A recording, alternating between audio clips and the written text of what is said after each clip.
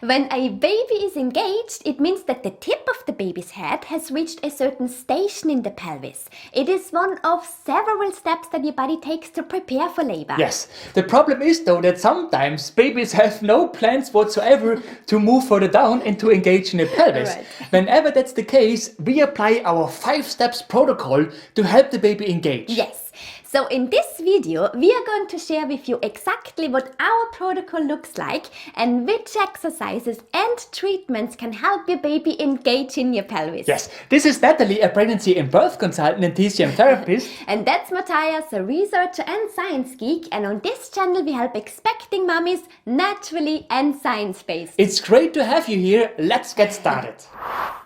Alright, so just that you know, for the exercises that we are about to show you, we assume that your baby is in an occiput anterior position, which means that your baby should neither be breech nor facing your front. When either of this applies to you, we would like to refer you to other videos on our channel, the ones about turning a breech baby or turning a posterior baby. You can find them in the description below this video. Yes. The other thing is, please always ask your provider first if you're allowed to do the exercises that we mentioned in this video, because not every woman should do them based on her pregnancy case, okay? That's right. So let's not waste any more time here. What does our 5 steps protocol to make a baby engage look like? It's actually quite simple.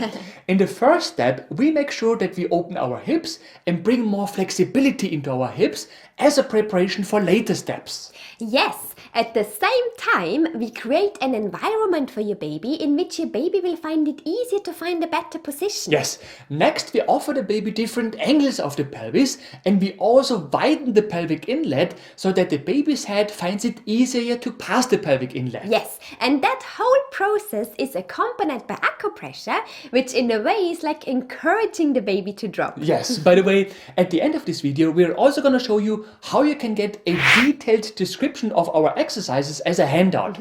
With that said, let's have a look at what needs to be done in each phase of our protocol.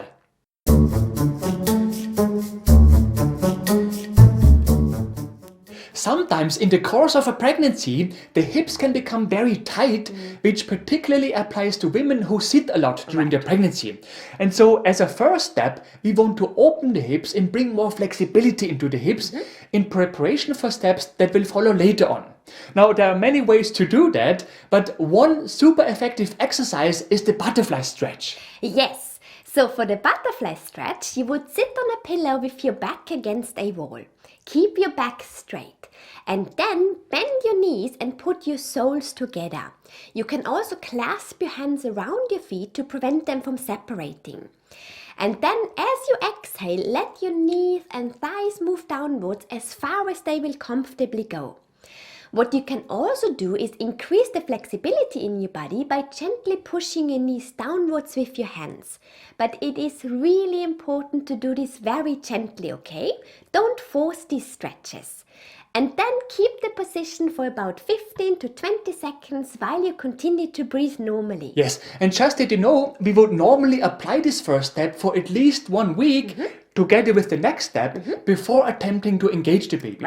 And we would start in week 35 if the doctor approves, right? However, sometimes there are situations when a woman does not have that much time. And so sometimes it can make sense to shorten this phase to 2 to 3 days only if a woman is in a later stage of a pregnancy, like week 39, for instance.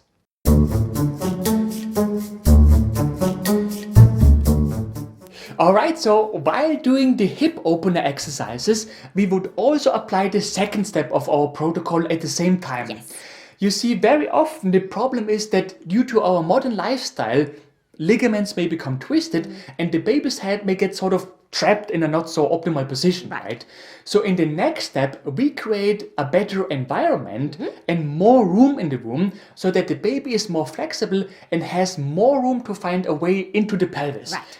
This is what the knee to chest position is here for. Yes. So for this step, you would put your knees on the edge of an elevated surface. This can be a couch, a chair, a bed, etc. Your forearms are on the ground so that they form a triangle. But please do not place your chin on your hands. The weight of your body should rest on your forearms only, but not on your neck or head, okay? And then you would try to stay in that position for about 15 to 30 seconds. Stop immediately if you feel dizzy or if you feel any pain, okay?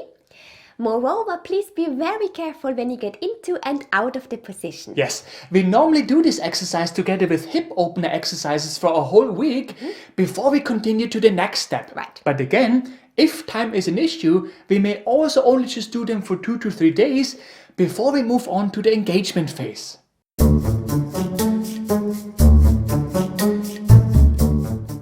Okay, so now we have reached the engagement phase. And in that phase, we would still continue with our hip opener exercises, but we would stop with the knee to chest position because this position could disengage a baby, right? And so if your baby has engaged already without you knowing, you risk that you disengage the baby again. By the way, if you want to find out if your baby has engaged, please bear with us.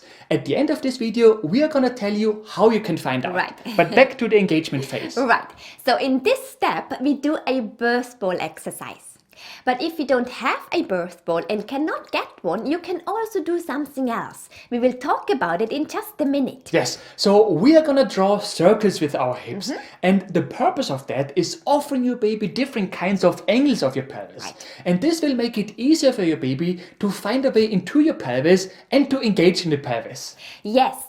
So for circling exercises, you would first go into the starting position, which means legs in an open position, knees bent at an approximate 90 degrees angle, feet planted on the ground, back straight. And then all you have to do is draw nice big circles with your hips. Do about 10 rounds or even more if you like, and then go into the opposite direction. Again, make sure that you always keep your feet planted on the ground to keep your balance. Right, so ideally you really do use a birth ball, but if that's not an option, you can also stand and move your hips in circles as often as possible throughout the day. It's not perfect for what we try to achieve here, but it's better than not doing it at all. Right.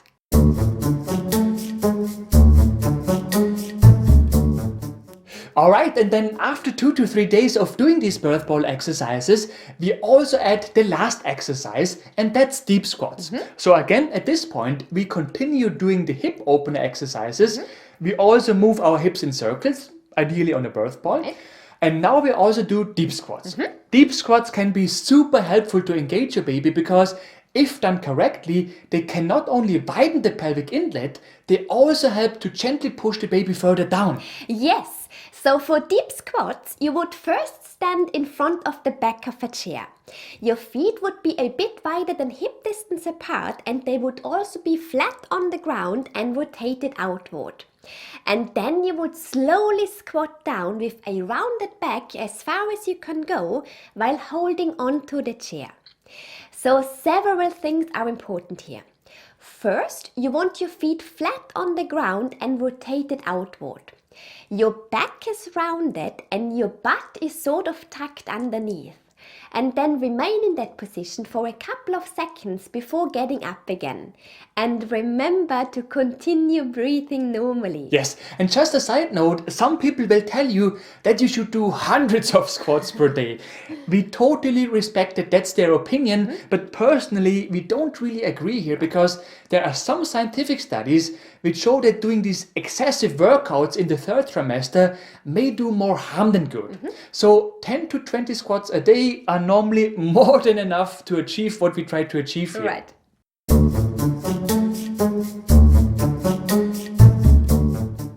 Alright, and then finally, while doing hip opener exercises, circling exercises and deep squats, we would also stimulate one acupressure point. Yes, and that acupressure point will also support the whole engagement process, and it's located on your shoulders. However, you're gonna need a partner to do this. Yes, so first of all, please tell your partner to find your spine. This is quite simple. If you bow your head, your partner should be able to see and feel a large bony prominence close to your neck. This is your starting point. Afterwards, tell them to find the ends of your shoulders. The acupressure points you are looking for are the midpoints between the spine and the ends of your shoulders. They are located on the highest point of your shoulders. Once your partner has found them, tell them to firmly press them with the thumbs from above for at least 30 seconds. Repeat this step regularly throughout the day. Yes, and don't worry, we tell you in just a second where you can find all the information from this video condensed in one file.